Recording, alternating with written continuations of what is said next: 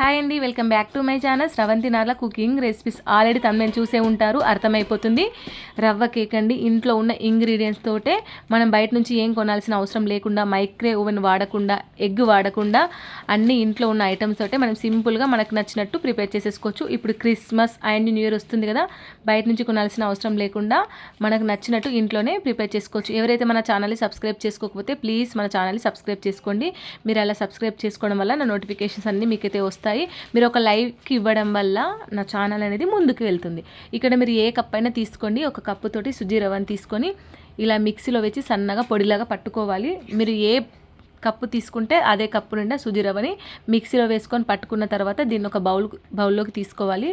ఇప్పుడు అదే బౌల్ తోటి అందులో మనకు హాఫ్ అంటే పెద్ద సగం అంటారు కదా, అది మిక్సీలో వేసి షుగర్ పౌడర్ అనేది పట్టుకోవాలి. మీకు ఇంకా స్వీట్నెస్ ఎక్కువగా అనిపిస్తే ఇంకొక 2 స్పూన్ షుగర్ అయితే వేసేసుకోవచ్చు.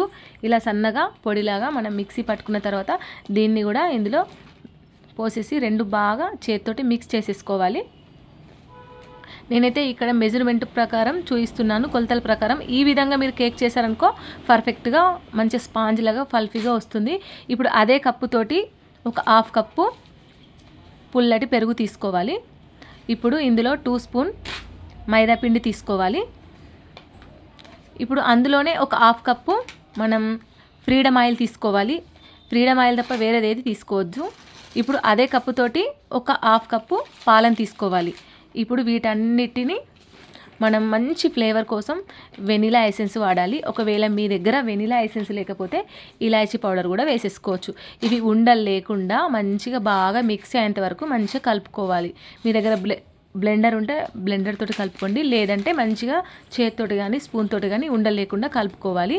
ఇప్పుడు ఇక్కడ ఒక 1 స్పూన్ బేకింగ్ పౌడర్, అందులో హాఫ్ స్పూన్ వంట సోడా వేసేసి ఇలా బాగా మిక్స్ అయ్యేంత వరకు మంచిగా కలుపుకున్న తర్వాత మీకు నచ్చితే డ్రై ఫ్రూట్స్ వేసుకోవచ్చు, కాజు బాదం, లేదంటే టూటీ ఫ్రూటీ వేసేసుకొని ఒకసారి బాగా మిక్స్ అయ్యేంత వరకు మంచిగా కలుపుకొని ఒక 20 మినిట్స్ వరకు మూత పెట్టేసి పక్కన పెట్టేసుకోవాలి. 20 మినిట్స్ తర్వాత మీరు కేక్ని దేంట్లో అయితే బేక్ చేయాలనుకుంటున్నారో అదొక బౌల్ తీసుకొని, మీకు కేక్ మౌల్డ్స్ ఉంటే పర్వాలేదు, కేక్ మౌల్డ్స్ లేకపోతే మన ఇంట్లో నార్మల్గా బౌల్స్ ఉంటాయి కదా, అలాంటి బౌల్ ఒక తీసుకున్న తర్వాత కిందికి కొంచెం నెయ్యి అప్లై చేసిన తర్వాత మైదా పిండిని చల్లేసి సమానంగా స్ప్రెడ్ చేసేసుకోవాలి. ఇది లేకపోతే బటర్ పేపర్ అయినా యూజ్ చేయొచ్చు, బటర్ పేపర్ లేకపోతే ఇలా అయినా కూడా ట్రై చేయొచ్చు. మనం 20 మినిట్స్ తర్వాత మనకు కలుపుకున్న పిండి అనేది మంచిగా నానుతుంది కదా, ఇలా నానడం వల్ల కేక్ అనేది చాలా స్పాంజ్గా ఫల్ఫీగా వస్తుంది. ఇప్పుడు ఈ బౌల్లోకి పూసేసుకొని ఒక 2 సార్లు ట్యాప్ చేసేసుకోవాలి. ఇప్పుడు స్టవ్ ఆన్ చేసేసి ఒక పెద్ద కడాయి లేదంటే మందపాటి గిన్నెది పెద్దది పెట్టేసి లోపల స్టాండ్ పెట్టేసి ఒక 5 నిమిషాల వరకు హీట్ చేసుకోవాలి. ఇలా హీట్ అయిపోయిన తర్వాత మనం కేక్ బ్యాటర్ అందులో పెట్టేసి మూత పెట్టేసుకోవాలి. ఇలా ఒక 45 మినిట్స్ తర్వాత మనం మూత తీసి చూస్తే మనకు హోమ్ మేడ్ రవ్వ కేక్ రెడీ. చాలా జ్యూసీగా స్పాంజ్గా చాలా సూపర్ టేస్ట్తో మనకు హోమ్ మేడ్ రవ్వ కేక్ అయితే రెడీ. మీరు ఒకసారి ఈ విధంగా తప్పక ట్రై చేయండి. టేస్ట్ అయితే చెప్పని అవసరం లేదు, చాలా సూపర్గా వచ్చింది, చాలా బాగుంది. ఈ విధంగా మీరు పర్ఫెక్ట్ మెజర్మెంట్తో ప్రకారం చేశారనుకో కేక్ అయితే చాలా బాగుంటుంది. ఒకసారి తప్పకుండా ట్రై చేయండి. వీడియో నచ్చితే ప్లీజ్ సబ్స్క్రైబ్.